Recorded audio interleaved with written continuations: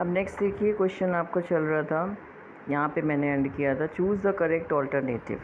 अब यहाँ पे एमबीओ टेक्निक की बात हो रही है। एमबीओ के बारे में भी कई बार पूछ लेते हैं, what is the full form of MBO. तो एमबीओ जो क्या होता है, management by objective is the full form of MBO. अब ये एमबीओ के जो टेक्निक थी उसके कौन फादर थे, ड्रकर जो हैं वो एमबीओ के फादर थे। ठीक है, एमबीओ इज़, ये पूरा एमबीओ से रिलेटेड है आपका। MBO is relatively more popular in large या small enterprises। Management by objectives है, यानी जो ऑब्जेक्टिव्स हैं वो टेक्निक्स, उनको ही टेक्निक को देख करके ऑब्जेक्टिव्स को फॉलो करते हुए मैनेजमेंट करना। तो बट नेचुरल है, लार्ज एंटरप्राइजेस में ये पॉपुलर था। Drucker describe MBO in his book practice of management. ठीक है, अब ये भी पूछ सकते हैं क्वेश्चन कि MBO जो टेक्निक थी उसके कौन फादर थे, ड्रकर थे। अभी आपको पता चल गया। अब ये पूछ सकते हैं कि ड्रकर ने कौन सी बुक लिखी थी, ड्रकर ने कौन सी बुक लिखी थी, तो practice of management. Drucker described MBO in his book practice of management. अब ये भी पूछ सकते हैं प्रिंसिपल्स ऑफ मैनेजमेंट है ना, ये भी बुक का नाम डाल सकते हैं, कोई भी नाम डाल सकते हैं। तो आपको ये मालूम होना चाहिए, क्योंकि जब आप प्रिंसिपल्स ऑफ मैनेजमेंट पढ़ रहे हैं तो बट नेचुरल आप प्रिंसिपल्स ऑफ मैनेजमेंट में टिक कर दोगे, लेकिन ये मालूम होना चाहिए कि ड्रकर जो डिस्क्राइब करी थी MBO की बुक, उसका क्या नाम था, practice of management. MBO is an important technique for planning या ऑर्गेनाइजिंग। बट नेचुरल है, प्लानिंग के लिए, planning will be the answer. जो इम्पोर्टेंट टेक्निक थी वो प्लानिंग के लिए थी। मैनेजर या worker play a vital role in goal determination under MBO। तो बट नेचुरल है, मैनेजमेंट बाय ऑब्जेक्टिव है, तो यहाँ पे किसका मेन रोल होगा मैनेजमेंट में, मैनेजर्स का। तो मैनेजर्स या worker play a vital role in goal determination under MBO, that will be the managers. ठीक है, ये भी ऐसे पूछ सकते हैं कि MBO में गोल डिटर्मिनेशन पे कौन सबसे ज़्यादा प्ले करता है वाइटल रोल, ऑप्शन ना दे, है ना, कुछ भी पूछ, फिल इन द ब्लैंक्स भी पूछ सकते हैं। तो यू शुड नो कि Drucker have written is the father of the MBO technique. For large enterprises his technique was popular. He described his MBO technique in his book which named practice of management, and the main important technique in this he follows the planning, and managers play a vital role in goal determination under MBO. ठीक है, next, management by objectives and management by exceptions are complementary to each other। सही है, सही है, objectives कहिए, ठीक है, चाहे एक्सेप्शंस कहिए, दोनों एक दूसरे के कॉम्प्लीमेंट्री हैं, तो ये सही है। MBO makes best possible use of top managements time. Management by, अगर आप कोई भी मैनेजमेंट बाय ऑब्जेक्टिव टेक्निक के थ्रू करेंगे तो ये आपका टॉप मैनेजमेंट टाइम को यूज़ करने में बेस्ट पॉसिबल वे है, true. MBO is very much popular in India, नहीं, सब जगह popular. MBO is an effective way of planning, true। Human resources are wasted under MBO, नहीं, ऐसा नहीं। Human resources are wastage under MBO, ऐसा नहीं है, ये false statement। Human resources are not wasted under MBO। तो MBO क्लियर हो गया आप लोगों को, पूरा MBO से रिलेटेड था ये, पूरा मैनेजमेंट बाय ऑब्जेक्टिव का पॉइंट था ये आपका। ये हिंदी में है इसीलिए ये शायद नहीं दिख रहा है आपको, सॉरी फॉर दैट। अब नेक्स्ट देखिए, नहीं ये हिंदी में है, अगर जो बच्चे इंग्लिश में अगर दिक्कत हो रही है तो आप स्क्रीनशॉट ऐसे ले लीजिए इसका, और ले करके आप, या मैं तो इतना रुक भी रही हूँ इसमें, आपको आराम से हिंदी भी दिख रही होगी। ठीक है, अब फिर आ जाइए ट्रू। अब ये जो टॉपिक है ये डिसीजन मेकिंग से रिलेटेड है। इसमें true, for decision making is essential for successful planning at each level. सही, अभी जब तक आप डिसीजन नहीं लेंगे तो कैसे आप उस प्लानिंग को, सक्सेसफुल प्लानिंग को, लेवल को पार करेंगे। तो डिसीजन तो आपको लेना ही पड़ेगा ना। तो कह रहा है decision making is essential for successful planning at each level, yes true.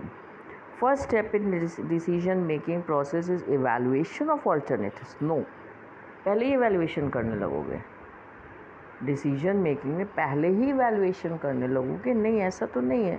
पहले इवैल्यूएशन, तो evaluation is the last part.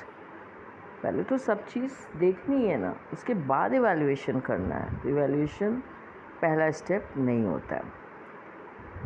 Selection of one out of two और more alternative is known as decision making. But nature, आप decision ले लो किसी का, इसका point का क्या मतलब, selection of one out of two और more alternative is known as.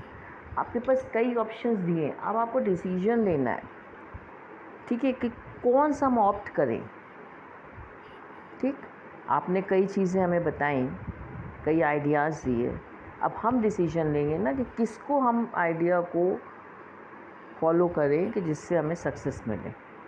तो उस पॉइंट ऑफ व्यू से हमें इतने आइडियाज़, 5-6 आइडियाज़ में से कोई एक चूज़ करना है, वही ये पूछ रहा है। Yes, true.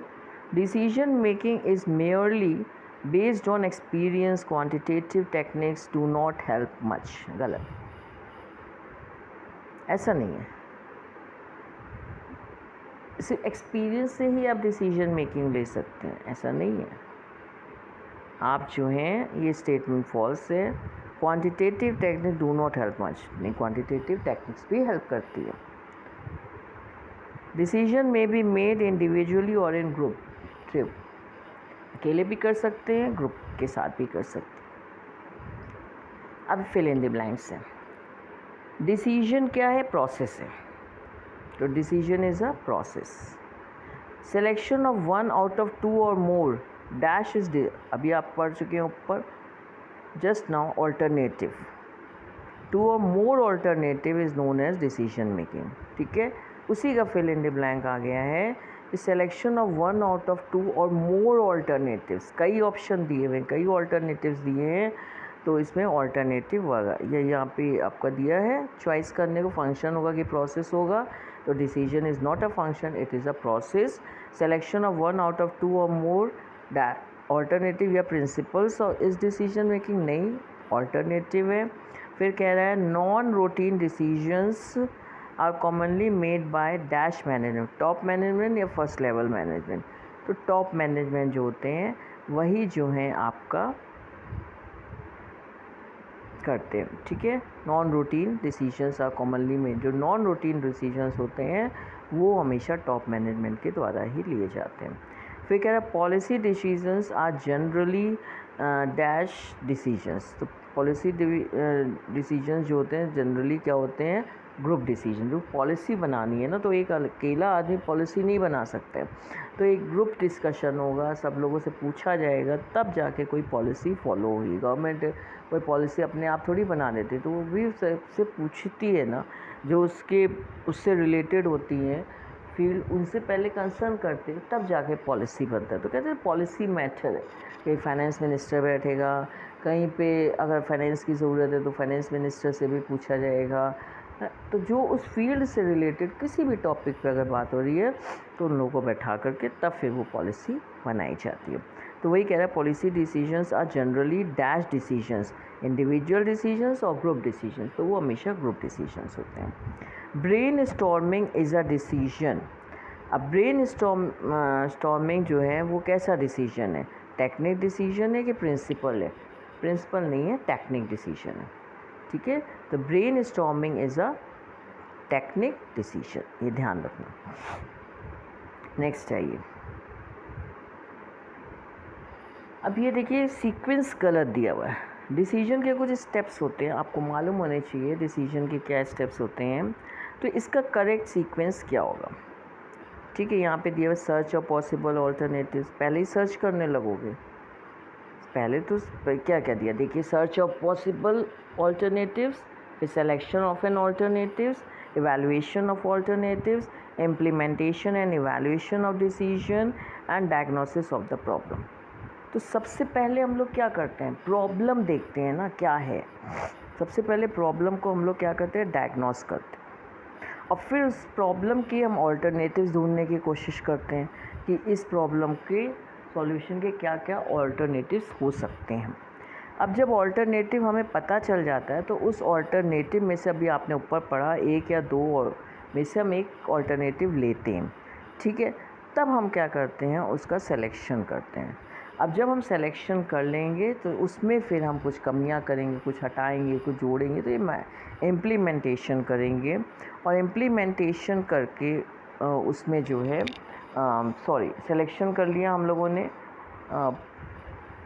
एवेलुएशन सिलेक्शन हो गया, फिर उस एवेलुएशन कर लिया, फिर सिलेक्शन कर लिया, और फिर लास्ट में हम क्या कर देंगे, उसमें इम्प्लीमेंटेशन करेंगे, उसका एवेलुएशन करेंगे, ठीक है। तो इस तरीके से हम जो है प्रोसेस करते हैं। तो पहला स्टेप मेरा क्या होता है, सबसे पहला प्रॉब्लम ढूंढना। जब प्रॉब्लम पता चल गई हमको तो फिर हम उसके ऑल्टरनेटिव ढूंढना शुरू करते हैं कि कौन से ऐसे पॉसिबल ऑल्टरनेटिव्स हो सकते हैं। जब ऑल्टरनेटिव हमको पता चल जाते हैं तब हम उन ऑल्टरनेटिव को इवैल्यूएट करते हैं। जब हम इवैल्यूएट कर लेते हैं तो उसमें से फिर अब हम सेलेक्ट करते हैं, और जब हम ऑल्टरनेटिव को सेलेक्ट कर लेते हैं तब हम फिर इम्प्लीमेंटेशन या इवैल्यूएशन करते हैं। तो देखिए ऑप्शन दिए हुए हैं, 5th, 1st, 3rd, 2nd, 4th। तो अब आपको पहले डायग्नोसिस ऑफ द प्रॉब्लम, फिर आपका क्या होगा, search of possible alternatives, searching के बाद में then evaluation of alternatives. After evaluation you will select one alternative, selection of an alternative. When you will select the alternative then you will implement and evaluate the decision. अब आप implementation करके decision को evaluate कर दोगे। Clear हो गया। Next आइए, next किसका है, ऑर्गेनाइजेशन का। ये डिसीजन मेकिंग के आपके चल रहे थे, ये जितना पार्ट था डिसीजन मेकिंग का था। अब आप आइए, ऑर्गेनाइजेशन भी पार्ट है ना उसमें।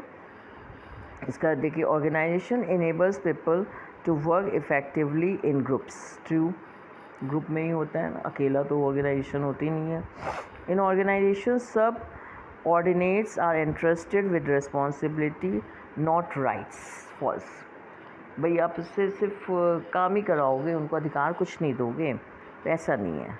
इन organisation subordinates are interested with responsibilities and right also. Not, ये नहीं होगा कि सिर्फ आप उनको जो है वो दायित्व सौंप दीजिए और अधिकार ना दीजिए, अधिकार भी देना पड़ेगा और तभी तो मन से काम करेंगे। आप सिर्फ कहिए ये काम करते रहो और आपको राइट कुछ ना मिले, then it's wrong. Organisation structure indicates mutual relationship of various departments and employees. True, जो आपका ये ऑर्गेनाइजेशन स्ट्रक्चर है वो एक म्यूचुअल रिलेशनशिप होती है ना, अलग अलग डिपार्टमेंट से, अलग अलग एम्प्लॉयज़ से, तो सबसे एक म्यूचुअल रिलेशनशिप बना के रखनी तो सही है।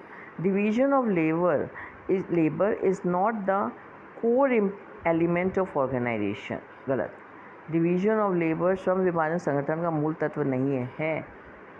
Labour, division of labour is the core element, not the core element. गलत। A good organisation reduces the cost through increase in the productivity of the firm. True, एक अच्छा ऑर्गेनाइजेशन जो होगा वो क्या कह रहा है, एक सुदृढ़ संगठन फर्म की उत्पादकता में वृद्धि कर लागतों में कमी लाता है।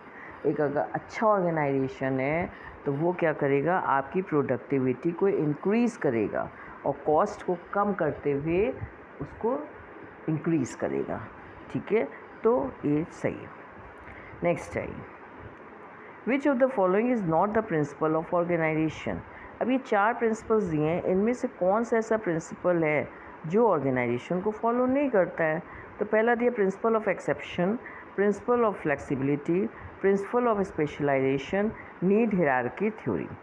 तो जो नीड हायरार्की थ्योरी है वो इसको फॉलो नहीं करती है, ये प्रिंसिपल नहीं है, बाकी सब ऑर्गेनाइजेशन के प्रिंसिपल हैं।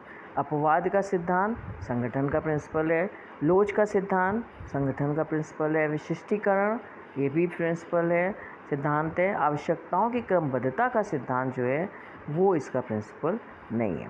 ठीक है, तो जो हायरार्की है, नीड हायरार्की थ्योरी जो है, that is not the principle of the organisation, and rest 3 are principle, exception, flexibility and specialisation. Next है ये, which one of the following statement is inconsistent? Organization is purposive, true. Organization relates to group of people. Organization may be formal and informal both. Formal organization takes its shape suddenly. गलत। ठीक है, तो ये last वाला आपका अलग है। औपचारिक संगठन अनायास थोड़ी बन जाता है, सडनली थोड़ी फॉर्मल ऑर्गेनाइजेशन जो है हो जाता है, ठीक है। तो ऑर्गेनाइजेशन पर्पस के लिए बनता है, डेफिनेटली ये सही है। ऑर्गेनाइजेशन ग्रुप ऑफ पीपल का, ये भी सही है। ऑर्गेनाइजेशन फॉर्मल भी हो सकता है, इनफॉर्मल भी हो सकता है, ये भी सही है। और फॉर्मल ऑर्गेनाइजेशन एकदम से बन जाता है, ये गलत है। टी ऑप्शन जो है आपका हो जाएगा। फिर है आपका डेलीगेशन ऑफ अब अथॉरिटी का चैप्टर आया है। अभी आपका डिसीजन का चल रहा था, फिर ऑर्गेनाइजेशन का, फिर अथॉरिटी का। Delegation of authority often remains bottom up, गलत। अथॉरिटी सीधे बॉटम अप पे रहती है, गलत है ये। Delegation of authority is the base of organisation structure, true. Delegation is of responsibility not of rights, ये तो गलती हो जाएगा। For effective delegation subordinates must be accountable to a certain person, true. Assignment of duties to subordinate is the essential element of delegation process, true, ठीक है। तो next आइए, centralization and decentralization और अपोजिट टू ईच अदर, सही है। दोनों एक तो होते नहीं है, सेंट्रलाइजेशन और डिसेंट्रलाइजेशन दोनों अपोजिट होते हैं। Decentralisation and delegation are synonyms, no it's wrong. Synonyms नहीं होते, they are opposite, antonyms. Centralisation limits the delegation of authority, true. Decentralization is the first step of delegation, true. Innovation gets faster under decentralization, true, ठीक है। तो decentralisation में innovation जो है थोड़ा जल्दी होता है। डिसेंट्रलाइजेशन जो है पहला स्टेप है डेलीगेशन का, सही है, ठीक है। बस इसमें गलत कौन सा है, डेलीगेशन एंड डिसेंट्रलाइजेशन सैनोनिम्स है, नहीं ये गलत है। नेक्स्ट आइए, अब है डिपार्टमेंट का, डिपार्टमेंटल। इसमें देखिए, grouping of activities to form an organisational unit is known as.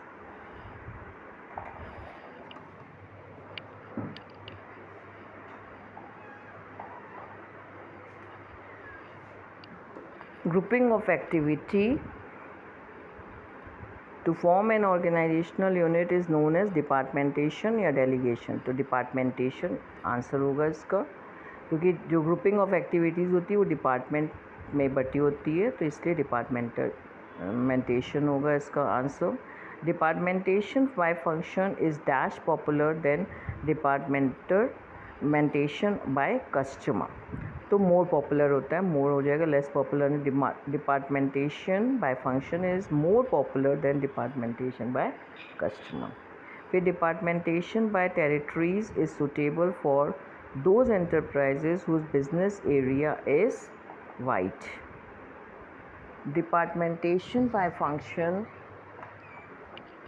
next है आपका departmentation by function based on specialization. Departmentation by product was originated in 1920 या 1970, तो ये 1920 में ओरिजिनेट हुआ था, ठीक है। तो जो डिपार्टमेंटेशन है बाय प्रोडक्ट जो है वो ओरिजिनेट हुआ था 1920 में आपका। और जो क्या कहते हैं कि ये डिपार्टमेंटेशन बाय फंक्शन जो है वो आपका स्पेशलाइजेशन पे है, ठीक है। Departmentation by territories is suitable for those enterprise वो बिजनेस एरिया वाइड होता है, नैरो होगा, वहाँ ज़रूरत ही नहीं होगी।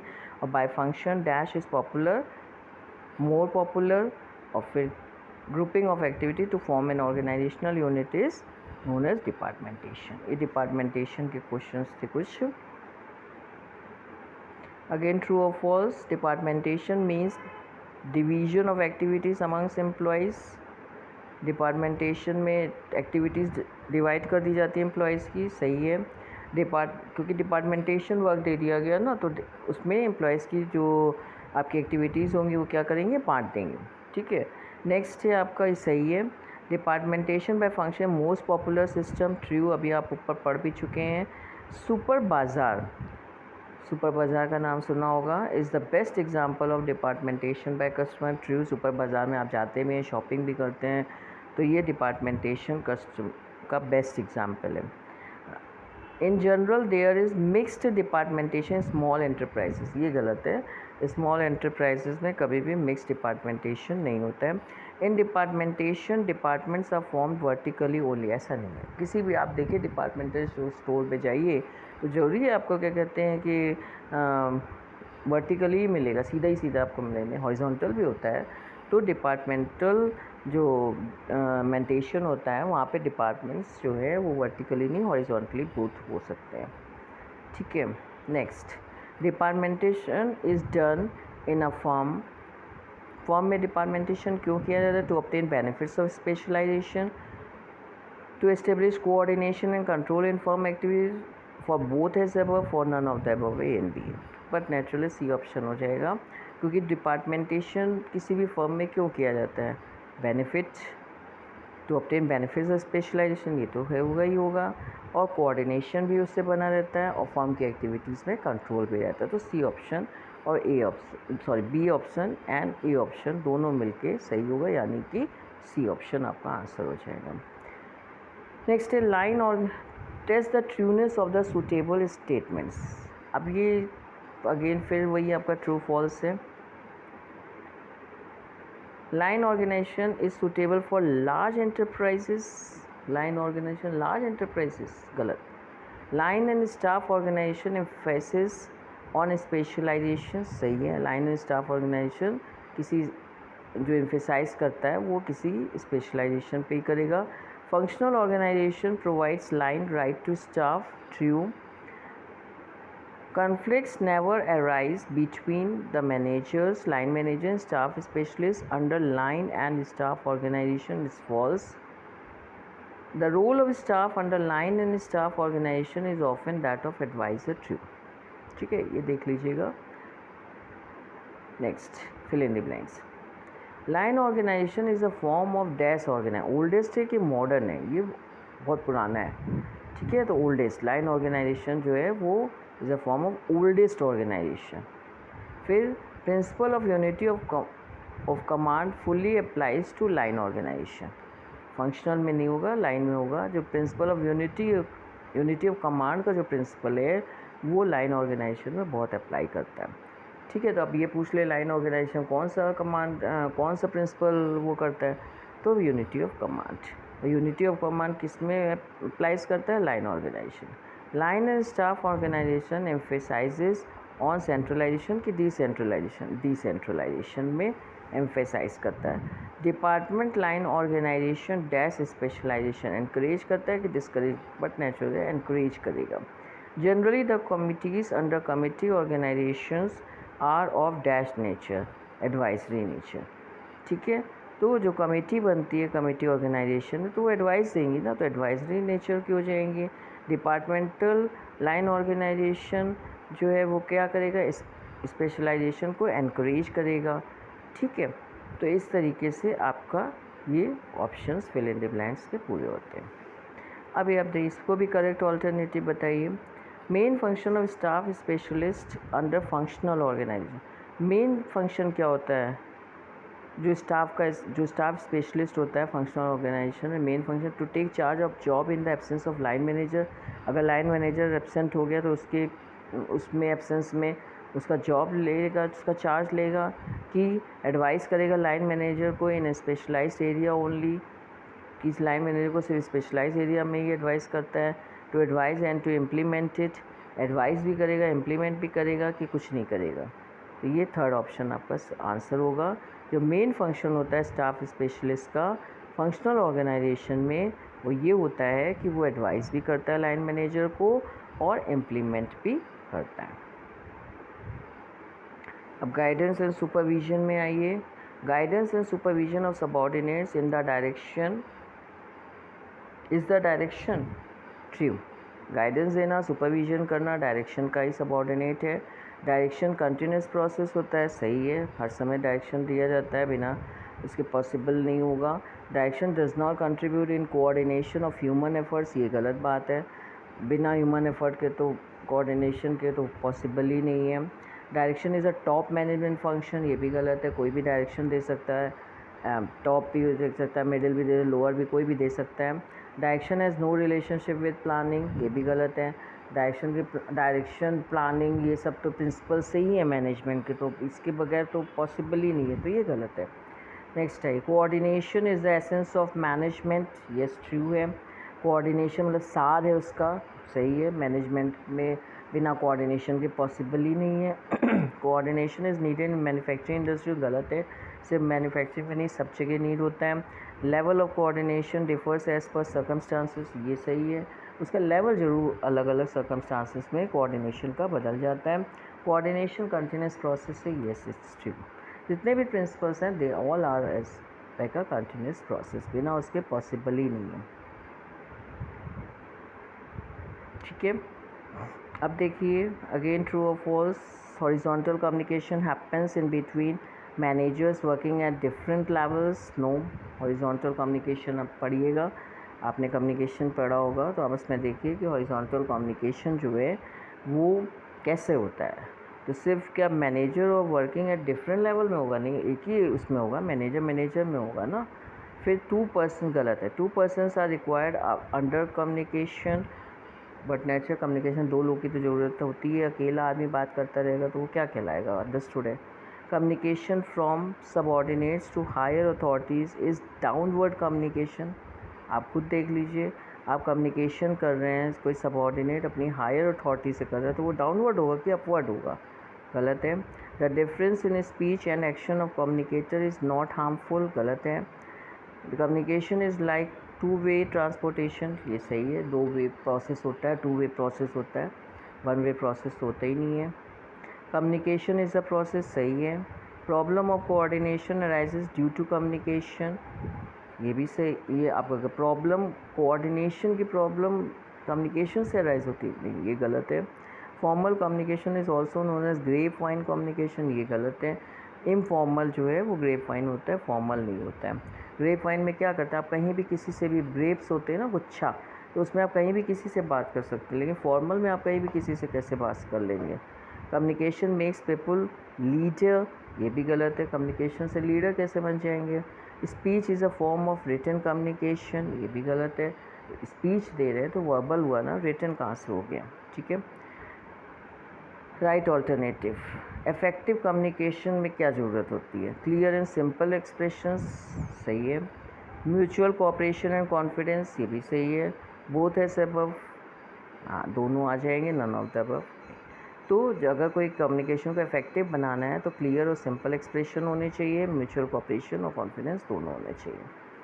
अब प्रमोशन में आइए, प्रमोशन क्या कह रहा है, promotion dash the moral of employees, क्या करता है, प्रमोशन इंक्रीज़ करता है। अगर प्रमोशन करेंगे तो मॉरल एम्प्लॉयज़ का क्या होगा, बढ़ेगा ना। Advertisement is an dash source of recruitment, external source है कि इंटरनल, एडवर्टीजमेंट एक्सटर्नल सोर्स है।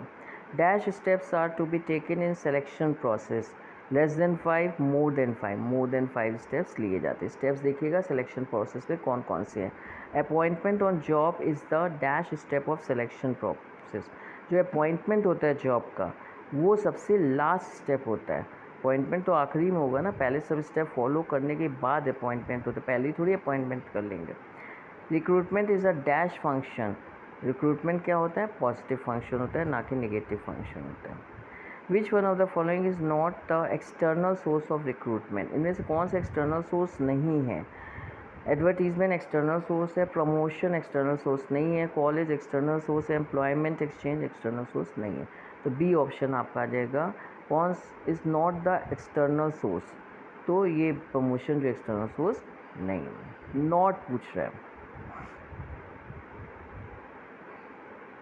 अब कंट्रोल में आइए, control is a process, true. मैंने आपसे बोला है जितने भी प्रिंसिपल्स हैं वो प्रिंसिपल अगर आ रहा है एज अ प्रोसेस कंटिन्यूस, ये सब ट्रू हो जाएगा। There is no relationship between control and planning, गलत। कंट्रोल एंड प्लानिंग में रिलेशनशिप होती है, बिना प्लानिंग के कंट्रोल पॉसिबल ही नहीं है। Control process should be flexible and economical, true.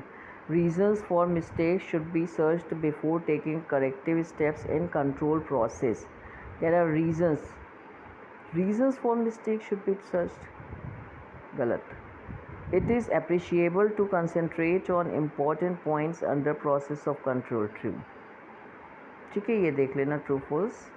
अब यहाँ पे आइए. The word control signifies the approach. Positive approach करता है कि नेगेटिव अप्रोच. कंट्रोल है ना, तो वो नेगेटिव अप्रोच करेगा. Control signifies the negative. Control and dash are closely associated. Control और प्लानिंग. ठीक है. Determining control standards is the dash step of control first process. Determine करना कंट्रोल स्टैंडर्ड को सबसे पहला प्रोसेस होता है कंट्रोल का. Control process is process dash the risk of the firm. बढ़ाता है कि कम करता है, डिक्रीजेस. ठीक है. फिर है managerial audit is a dash system of control. Modern है कि ट्रेडिशनल है, इस समय का है मॉडर्न है. ठीक है. तो जो मैनेजरियल ऑडिट होता है वो मॉडर्न सिस्टम है. कंट्रोल प्रोसेस जो है वो डिक्रीज़ करता है risk of the firm. Determining control standards is the पहला स्टेप होता है कंट्रोल प्रोसेस का. कंट्रोल और प्लानिंग जो होते हैं वो क्लोजली एसोसिएटेड होते हैं. The word control signifies the negative approach. जो वर्ड कंट्रोल होता है वो नेगेटिव अप्रोच को सिग्निफाई करता है. नेक्स्ट चाहिए. विच one of the following is not a controlling technique. इसमें से कौन सी ऐसी दिख रही है जो तुम्हारी कंट्रोलिंग टेक्निक नहीं है. Break even analysis controlling technique. Budget controlling technique. Managerial audit controlling technique. Punishment controlling technique नहीं. किसी को पनिशमेंट करना is not a controlling technique. Which one of the following does not obstruct the controlling process. कौन सा ऐसा है जो controlling process को ऑब्स्ट्रक्ट नहीं करता है. Difficulty measurement. Difficulty of fixing accountability. Opposition of subordinates and guidelines of top management. तो गाइडलाइंस ऑफ टॉप मैनेजमेंट जो है वो one of the following point है जो क्या कहते हैं ऑब्स्ट्रक्ट करता है कंट्रोलिंग. मतलब कि निम्न में से कौन नियंत्रण प्रक्रिया को अवरुद्ध नहीं करती. तो कौन अवरुद्ध नहीं करती. गाइडलाइंस जो टॉप मैनेजमेंट की वो. अब डिफ़िकल्टी मेजरमेंट में होंगे वो भी ऑब्स्ट्रक्ट करेगी कंट्रोलिंग. अपोजिशन अगर सबॉर्डिनेट अपोजिशन कर रहे हैं वो भी आपका अवरुद्ध करेगी. फिक्सिंग अकाउंटेबिलिटी वो भी अवरुद्ध करेगी. लेकिन जो गाइडलाइंस होगी वो थोड़ी अवरुद्ध करेंगे, वो ऑब्स्ट्रक्ट थोड़ी होती हैं. ठीक है. अब ट्रू और फॉल्स. मोटिवेशन आ जाइए. An individual wants to fulfil his social needs first. गलत. मोटिवेशनल है, ये मोटिवेशन के पॉइंट्स हैं. अभी आप यहाँ पे किसके पॉइंट्स पढ़ रहे थे. ये सब कंट्रोलिंग के कर रहे थे. ठीक है. डिसीजन का हमने बता दिया आपको. हर प्रिंसिपल जितने मैनेजमेंट के उनके चैप्टर वाइज मैंने आपको ऑब्जेक्टिव्स बता दी हूँ. अब ये मोटिवेशन का है. अब यहाँ पे देखिएगा कोई भी इंडिविजुअल क्या अपनी नीड्स को फुलफ़िल करता है. पहले गलत. मोटिवेशन प्रोसेस है. ट्रू. कहीं पे भी प्रिंसिपल्स का वर्ड आए प्रोसेस है कंटिन्यूस प्रोसेस को ट्रू कर देना या जो भी पूछा जाए it's a continuous process. Motivation और productivity are positively correlated. Yes. Productivity अगर आप किसी को मोटिवेट करते रहोगे तो प्रोडक्शन में भी तो हेल्पफुल रहेगा. तो प्रोडक्टिविटी दोनों एक दूसरे से पॉजिटिवली को रिलेटेड होती हैं. फिर McGregor assumes theory Y better than X theory for motivation. तो मैकग्रेगर ने वाई थ्योरी को ज़्यादा बेटर बताया था एक्स थ्योरी से. सही है. मैकग्रेगर की थ्योरी जरूर पढ़ लीजिएगा. एक्स वाई थ्योरी क्या बोल रहा है. Maslow has divided human needs into 5 parts. Maslow ने एक मिनट सॉरी गलत हो गया अब थोड़ा सा. Motivation and productive are positively correlated. Yes it's true. McGregor assumes theory Y better than X theory for motivation. ये गलत है. वाई थ्योरी को थोड़ी उन्होंने एक्स थ्योरी. वाई थ्योरी में तो काम करने वाले लोग थे ही नहीं. एक्स थ्योरी को उन्होंने ज़्यादा बेटर माना था. ठीक है. McGregor theory Y better than X theory ये गलत है. Maslow has divided human needs into 5 parts. ये सही है. इस 5 पार्ट्स में मैस्लो ने अपनी ह्यूमन नीड्स को डिवाइड किया था. ये पढ़ लेना बेटा मैकग्रेगर की थ्योरी. और ये अभी भी नेक्स्ट क्वेश्चन आएगा इसी से रिलेटेड.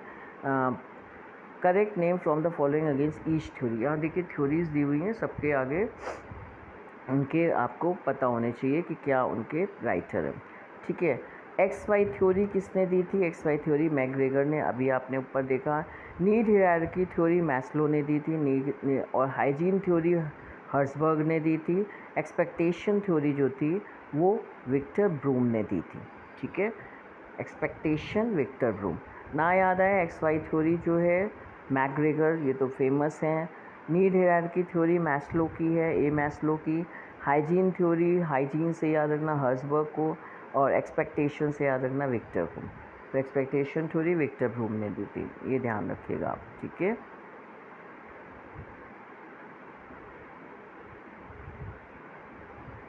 अब इसमें है कि ये कुछ दिए हुए वर्ड्स, इसमें आपको बताना है कि कौन सा इंसेंटिव फाइनेंशियल है, कौन सा नॉन फाइनेंशियल है। State whether following incentives are financial और नॉन फाइनेंशियल, यानी कि इनमें से आपको बताना कौन सा वित्तीय कौन सा गैर वित्तीय। जैसे पेंशन है तो फाइनेंशियल है, को पार्टनरशिप है ये भी फाइनेंशियल है, प्रॉफिट शेयरिंग ये भी फाइनेंशियल है, स्टैचुटरी बोनस ये आपका क्या हो जाएगा, स्टैचुटरी बोनस यानी वैधानिक बोनस। तो वैधानिक बोनस जो होता है वो आपका जो है नॉन फाइनेंशियल हो जाएगा।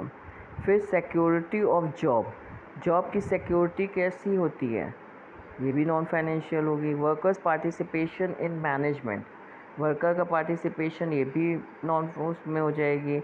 और प्रोडक्शन बोनस जो है बोनस मिल रहा है ये फाइनेंशियल हो जाएगी, ठीक है। तो यहाँ पे आपका जो fifth sixth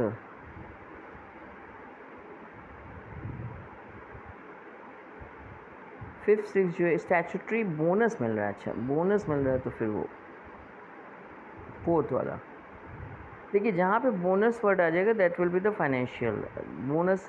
statutory bonus is a financial need, ठीक है। Pension first second third fourth and seventh are the financial and rest two are the non financial. State the correct sequence of the following is Maslow की theory में, Maslow ने जो theory दी थी अभी हमने ऊपर देखी, मैस्लो ने नीड हायरार्की थ्योरी दी थी। तो नीड हायरार्की थ्योरी में मैस्लो की आपके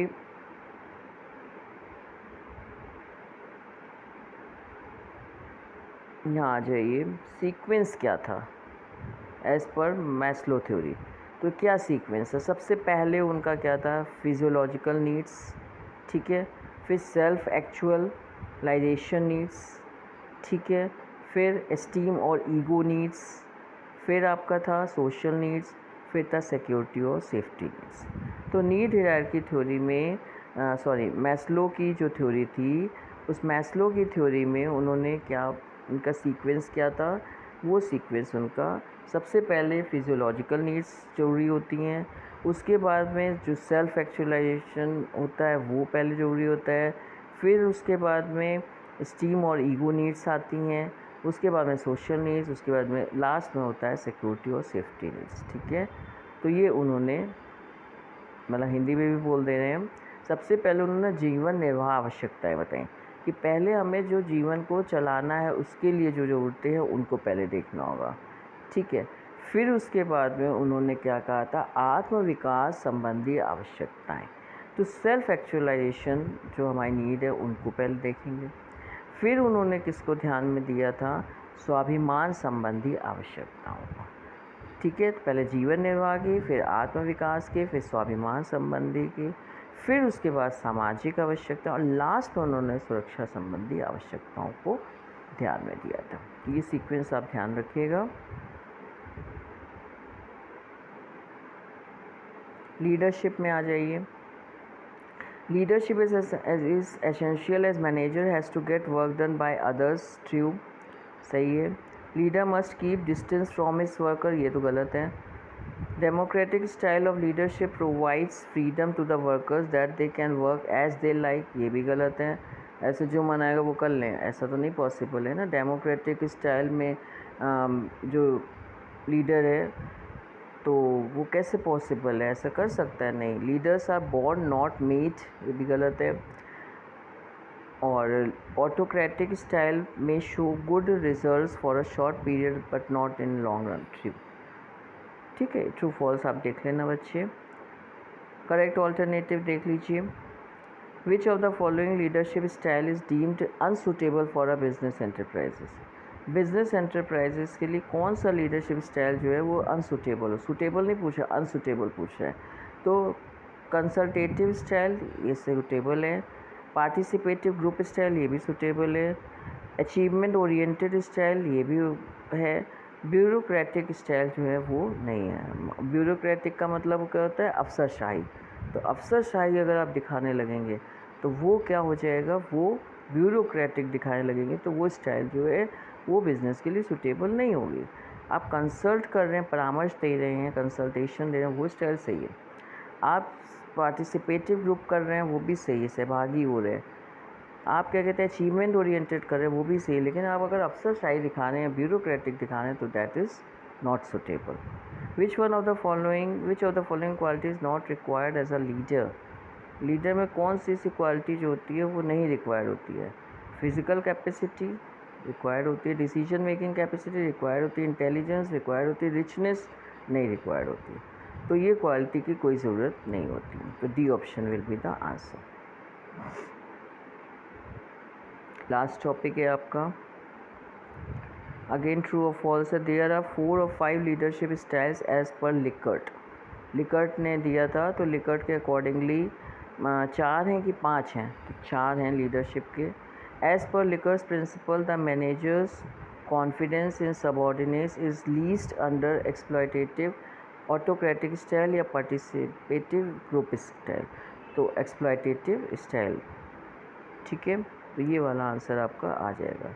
under Blake and Mouton's managerial grid country club management style या team management style is most? कौन सी स्टाइल है? तो team management style. Blake and Mouton's manager grid country में आप क्लब मैनेजमेंट स्टाइल की team management style, team management. Fiedler's contingency leadership theory falls under किस approach में होती? बिहेवियरल अप्रोच में थी कि सिचुएशनल अप्रोच में? Situational approach. और फिर इसके बाद में path goal theory of leadership was propounded by Robert House या ग्रूम रॉबर्ट हाउस। तो ये नाम आप देख लेना, इसके थ्रू आप चेक कर लीजिएगा कि लीडरशिप स्टाइल में there are 4 leadership styles as per Likert. As per Likert's principle, जो लिकर्ट का प्रिंसिपल था, the manager confidence in subordinates is least under exploitative autocratic style. Under Blake and Mountain's managerial grid country, club management style या team management style is most effective. That will be the team management style. और फिर इसके बाद में है, ठीक है, फिर the Fiedler's contingency leadership theory falls under which approach? Situational approach. And path goal theory of leadership was propounded by Robert House.